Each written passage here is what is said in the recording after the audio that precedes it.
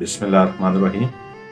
हमारे इलाके की इंतहाई खूबसूरत शख्सियत जिनके गाए बगाए में इशारात की समातों की नज़र करता रहता हूँ, मोहतरम जनाब अफजल हज़ारवी साहिब, उनकी एक और हिंद को गज़ल आपकी समातों की नज़र करता हूँ। बहुत ही प्यारी गज़ल है। रांगे ता ए नीला संगिया, रंग ए ता ए नीला संगिया, सब लड़िया जहरीला संगिया।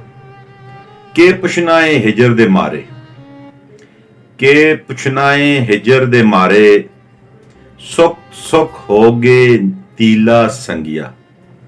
के पुछनाए हिजर दे मारे, सुख सुख होगे तीला संगिया। के जी आफत आई चमन ते, के जी आफत आई चमन ते, हर बूटा ए पीला संगिया।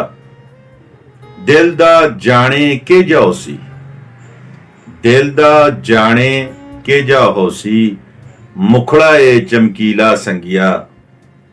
खोल खुला के गल कर अफजल, खोल खुला के गल कर अफजल, बनना बू शर्मीला संगिया। रंगे ता ए नीला संगिया, सप लड़िया जहरीला संगिया।